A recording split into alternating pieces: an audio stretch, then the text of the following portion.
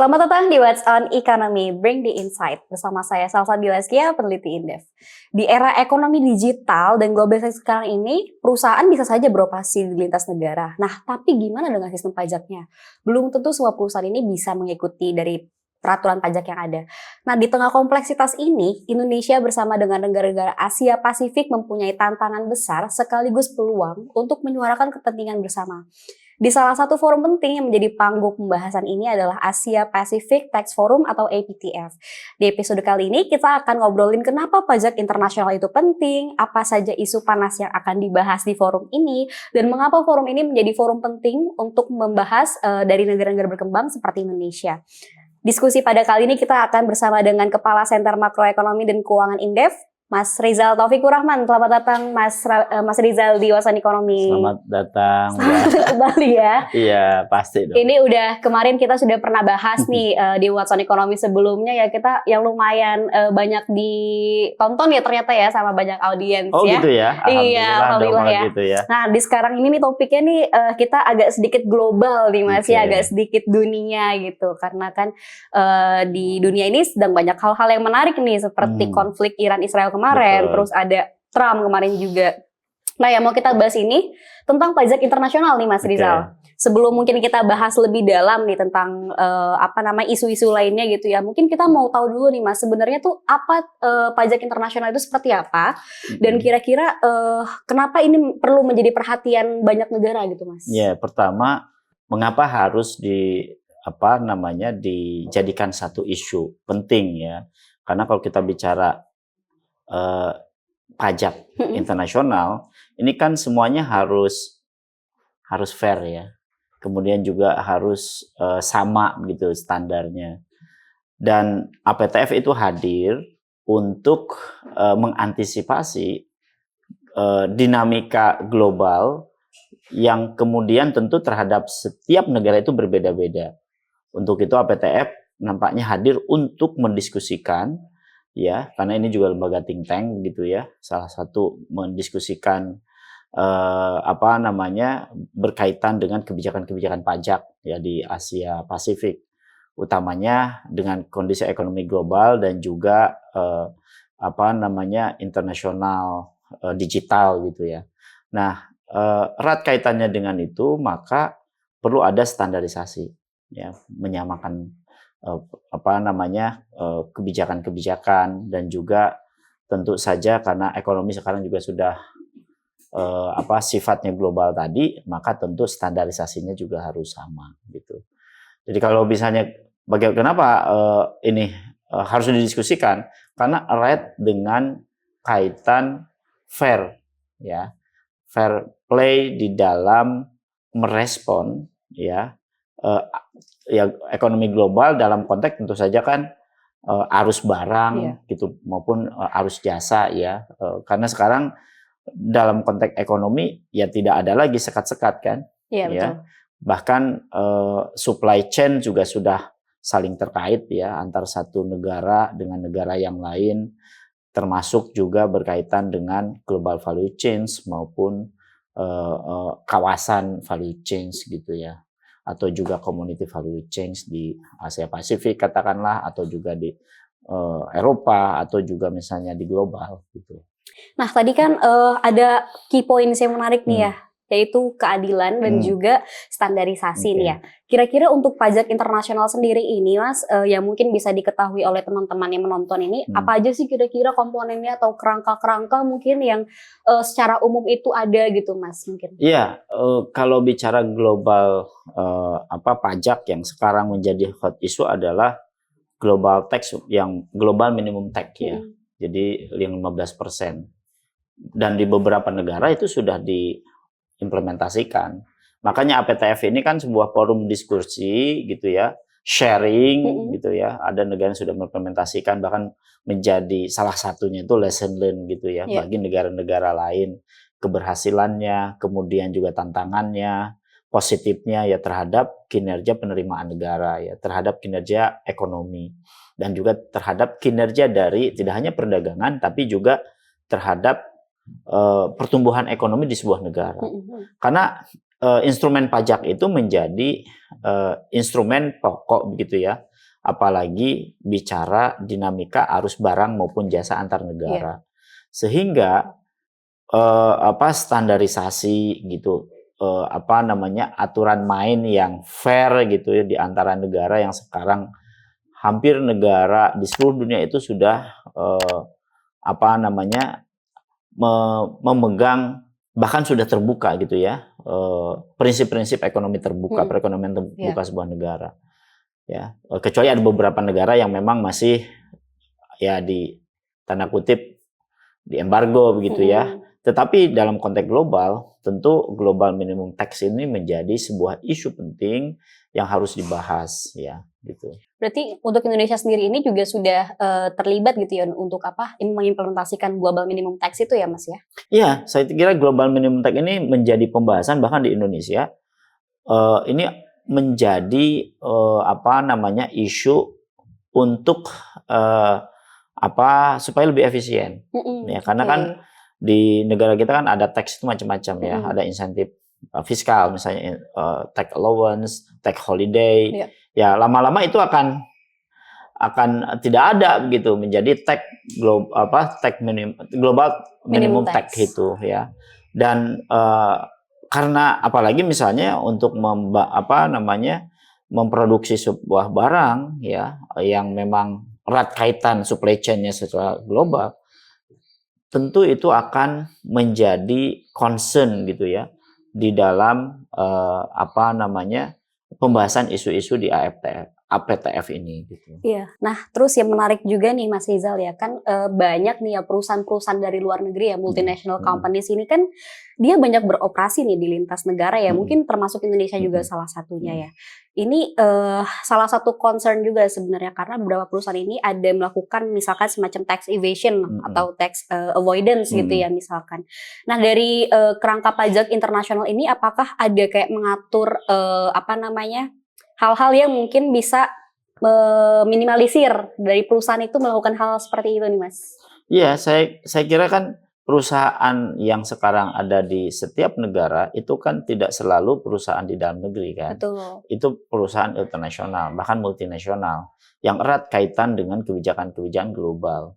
Dan pergeseran ya, isu bahkan pembahasan strategis berkaitan pajak yang kemudian diarahkan ya ke global minimum tax 15% itu sebuah isu yang memang terus digiring gitu ya, bahkan kemudian karena itu dianggap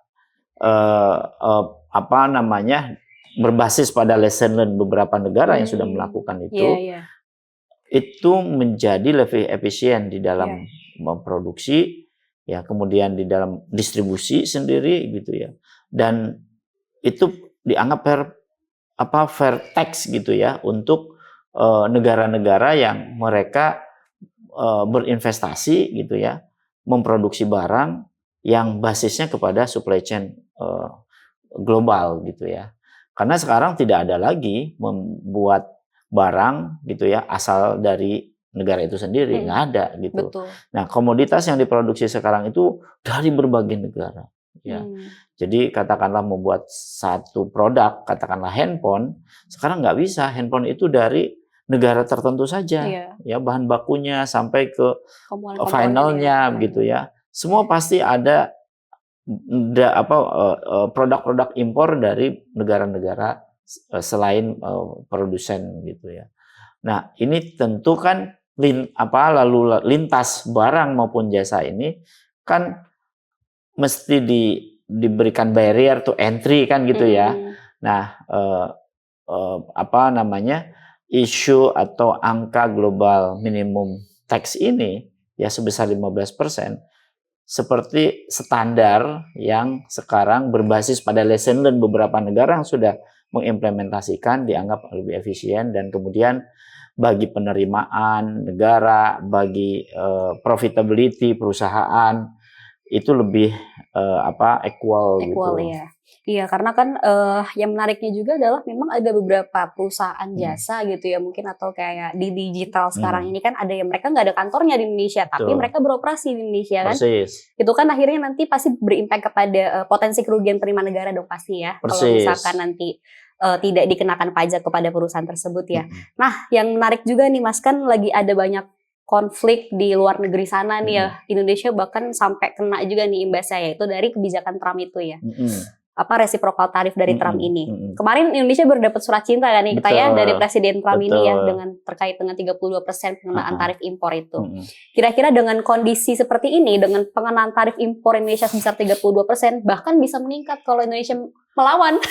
Bahkan kan kita sudah masuk bridge, akan ada bonus tambahan 10% kan? Betul, iya. Nah, kira-kira gimana nih dengan kondisi seperti ini, terus ditambah dengan kerangka pajak internasional, bagaimana dengan potensi nanti penerimaan negara kita akan seperti apa, Mas, kira-kira? Ya, gini, mensikapi itu ya tentu memang negara kan pasti hati-hati ya, prudent sekali gitu untuk menerima konsep global minimum tax ini ya.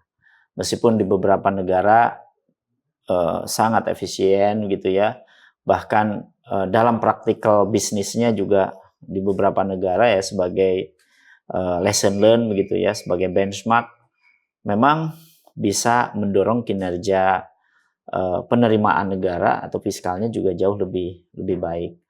Nah, kalau kita bicara misalnya bagaimana ya respon kerangka global ini di tengah kondisi kebijakan resiprokal Trump gitu. Tentu ini akan dibahas nih ya di Asia Pasifik Tax Forum ya diadakan di Indonesia kan. Betul. Ya, dan Indef kan sebagai organizernya ya. Dan saya kira akan ada pembahasan itu ya. Jadi bagaimana kerangkanya? Ya, normally kan tadi gitu ya lesson di beberapa negara. Tapi ini kan kondisinya enggak kan berlakunya juga tahun ini kan resiprokal kan. Mulai Agustus ya kalau nggak salah ya. Mulai 1 Agustus kalau di surat cintanya ke Indonesia. Tapi kalau dalam konteks pengumumannya Trump kan di bulan Mei ya kalau nggak salah habis Lebaran itu pas Lebaran mungkin ya. Dapat THR ya gitu ya. THR dari Trump. Dan ini kan tentu akan merubah struktur ya.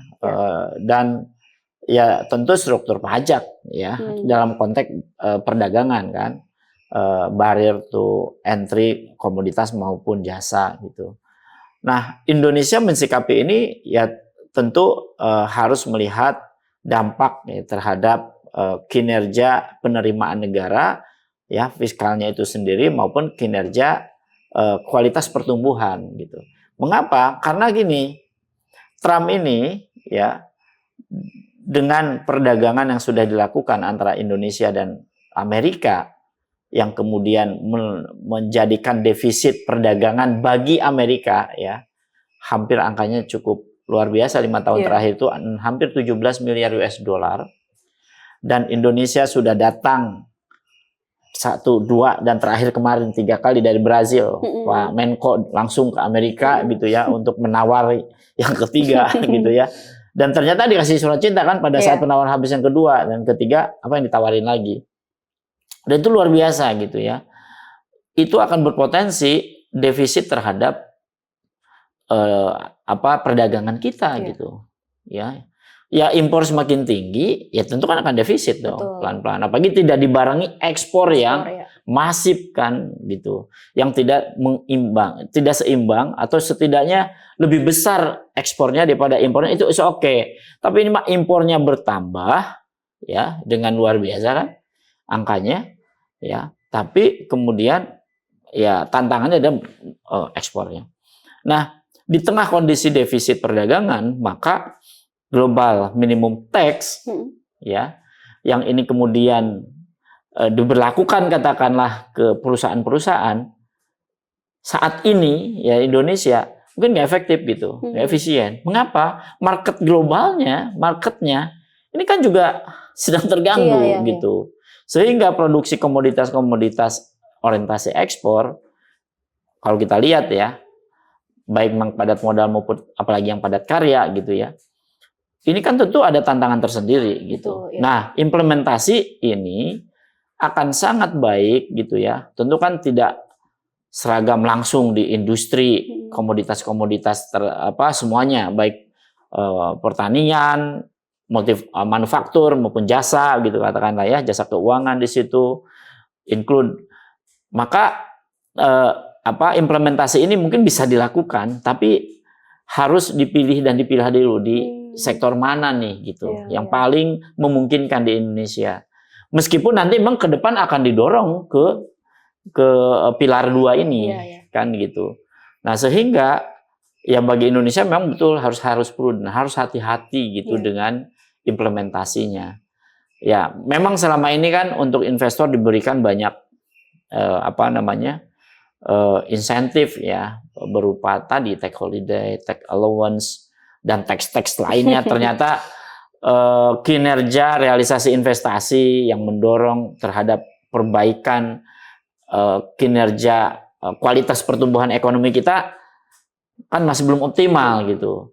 Nah, maka kemudian ada nih konsep ini nih kira-kira ya. Jadi kalau sudah mengimplementasikan global minimum tax yang tadi itu bisa saja hilang gitu. Dikompensasi oleh ini. Dari GMT tadi itu ya? Itu. Nah, jadi kalau misalnya dapat dua-duanya ya inefisien lagi bagi fiskal kita. Gitu. Nah, untuk itu maka diskursus ya, kemudian isu-isu ini nanti di APTF ini pasti akan diselesaikan, termasuk juga dampak dari kebijakan Trump ini.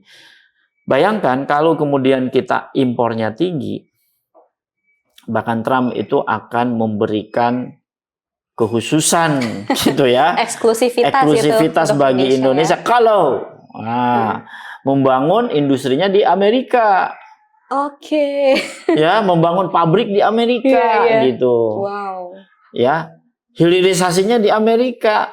Apa mungkin ya? Ya kalau misalnya tenaga kerjanya, karena itu marketnya dekat gitu, lebih efisien, tenaga kerjanya orang Indonesia ya, multipliernya bisa masuk balik ke Indonesia, itu mungkin boleh lah dipikir-pikir ya. Cuma kan bayangkan, dan Amerika sendiri ada nggak yang mau? Betul. Sekarang di level misalnya buat industri manufaktur, ya misalnya katakanlah mobil listrik gitu, apa iya gitu ya, meskipun ada katakanlah Tesla di situ mau didorong lebih ini lagi, ya kan tenaga kerjanya juga tentu tidak mudah. Bahkan industri manufaktur apa yang mau diminta oleh Amerika kan dari investasi Indonesia gitu loh.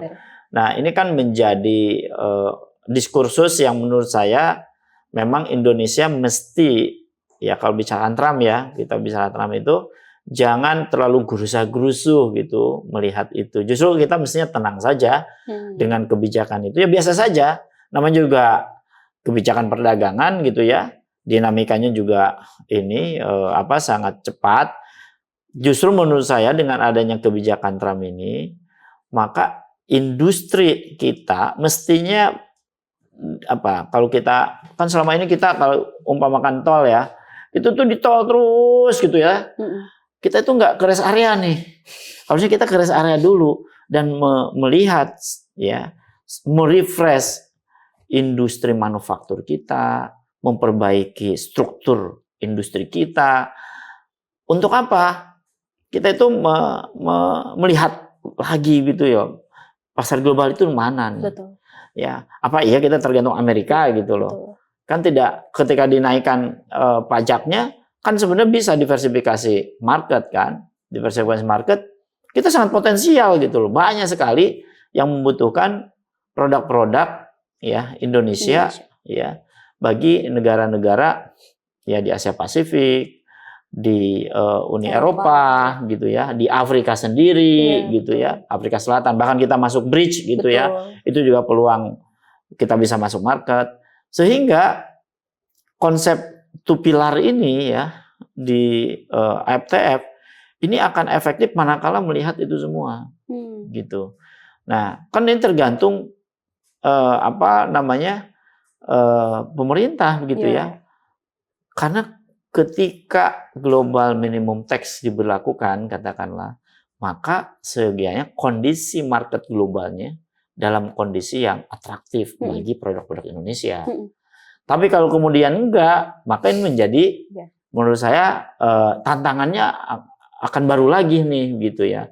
Sehingga Justru sekarang itu bagaimana supaya konsep ini, ya pilar 2 ini bisa diimplementasikan di Indonesia, yaitu dengan apa? Dengan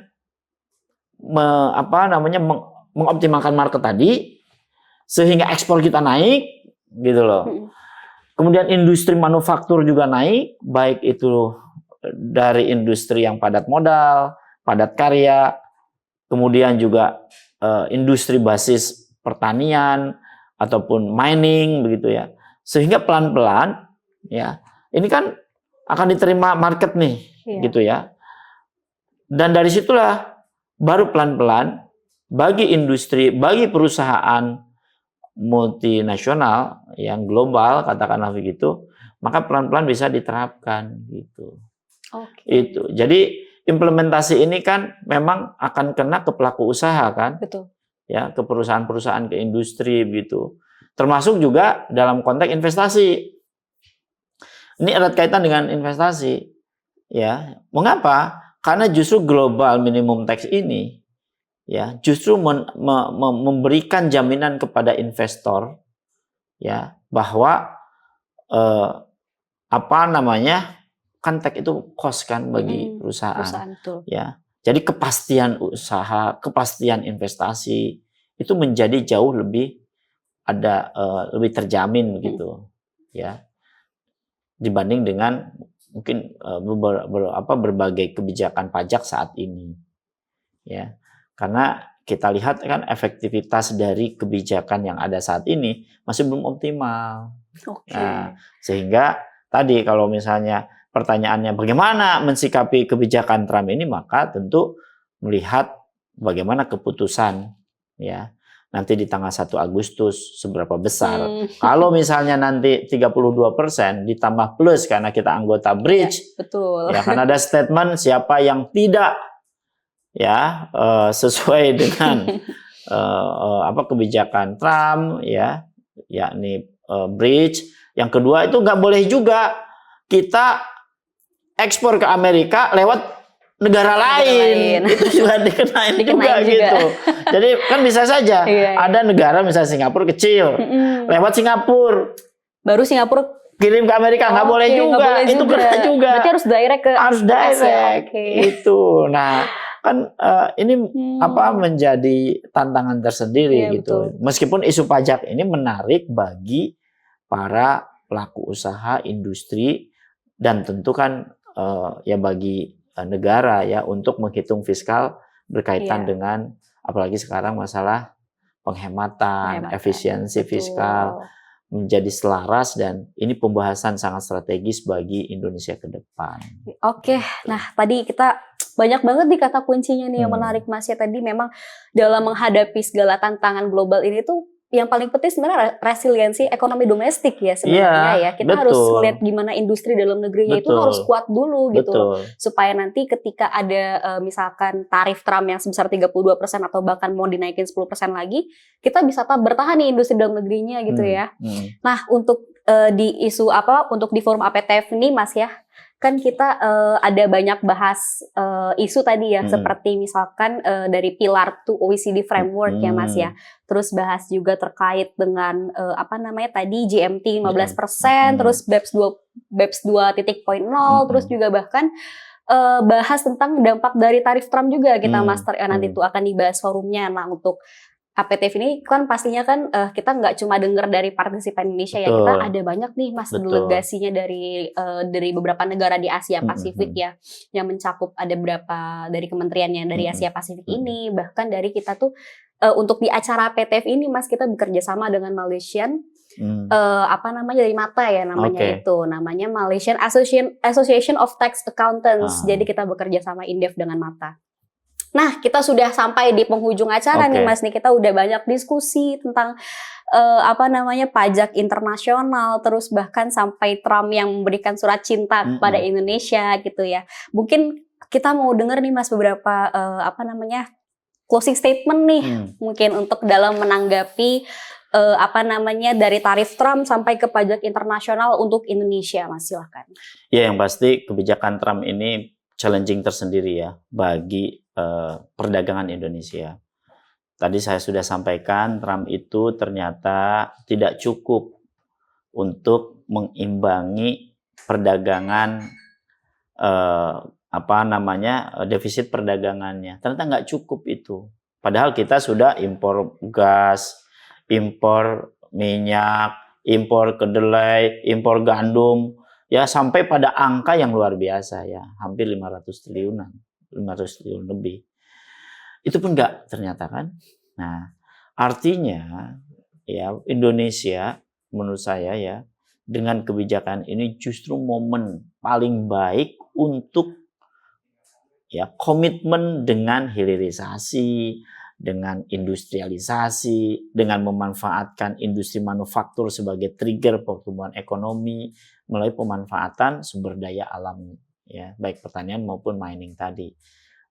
Melalui apa? Ya tentu saja tadi pemerintah sudah membuat ya roadmap, perencanaan, bahkan itu bagian dari cita pemerintah, karena lebih baik pemerintah concern dengan agenda yang sudah dibuat. Gitu, itu penting. Kita ciptakan market domestik dan juga market global. Market global ya, kita melakukan diversifikasi market yang itu sudah kita banyak teman lah katakanlah gitu. Kita banyak sahabat dan kita banyak sekali peluang untuk masuk ke situ. Ya, problemnya adalah how-nya kan gitu. Ya, bagaimana kita kemudian memudahkan itu? Salah satunya sebenarnya pilar OECD ini. Apalagi memang ya kita kalau bicara G7, nah GMT ini ya 15% ini kan banyak diimplementasikan di negara-negara maju nih. Ya, nah ini pun kita mesti melihat gitu ya lesson learn yang selama ini. Karena lesson learn ini saya kira implementasi atau juga contoh kita ya pada saat menerapkan kebijakan ini. Ya, APTF ini ya apalagi dengan global minimum tax ini memang punya peluang ya, peluang fiskal kita itu akan semakin efisien ya, bahkan penerimaan akan cenderung punya peluang tidak hanya naik begitu ya, tapi sustain. Tapi ingat struktur ekonominya bagaimana gitu. Karena di implementasi GMT 15% ini adalah ya treasury atau karakter struktur ekonominya kuat. Ya, tadi disampaikan kan oleh Bila tuh bahwa memang domestik industrinya harus kuat, memang betul gitu. Karena kalau tidak ditopang oleh itu, maka ini nggak efektif lagi gitu loh. Nah untuk itu maka dengan situasi ya ekonomi domestik kita juga ada tantangannya ya, bahkan kalau kita lihat indeks ya IPM kita juga kan turun gitu ya, dan itu menunjukkan market juga lemah, ditambah produksi juga turun, ditambah juga inovasi sedang turun kan di industri manufaktur. Seyogianya government respon itu gitu untuk memperbaiki kinerja itu, sehingga pilar to OECD ini pelan-pelan bisa diimplementasikan ya. Memang pembahasan ini di beberapa KL strategis sudah dibahas ya. Tetapi implementasinya kan tentu menunggu dari kinerja ya atau juga perbaikan industri manufakturnya. Nah, inilah sebenarnya tantangan pemerintah bagaimana memanfaatkan peluang dan ruang yang sangat terbuka ini ya untuk memperbaiki, tidak hanya memperbaiki kinerja fiskal tapi juga terhadap output atau outcome dari fiskal itu, yaitu kinerja pertumbuhan ekonomi yang jauh lebih sustain, prudent, dan juga punya kualitas yang jauh lebih baik. Apalagi kita ingin pemerintah gitu ya, Pak Prabowo itu ingin mencapai pertumbuhan ekonomi yang tinggi. Oke, terima kasih banyak Mas Rizal nih untuk diskusi kita pada siang hari ini. Ini sangat sangat complicated dan sangat dalam gitu ya. Nanti mungkin untuk bahasan lainnya bisa nanti disaksikan nanti ya mungkin ya Siap. untuk di APTF nanti ya. Terima Siap. kasih banyak Mas Rizal. Sama-sama Bella. Isu perpajakan internasional mungkin terdengar teknis dan jauh dari kehidupan kita sehari-hari. Tapi sebenarnya di balik semua itu ada pertarungan besar soal keadilan ekonomi, tentang siapa yang membayar dan siapa yang diuntungkan. Jadi jangan lewatkan kesempatan untuk belajar dan mengikuti diskusinya pada forum APTF nanti. Untuk press release dari APTF nanti akan disampaikan pada website Indef.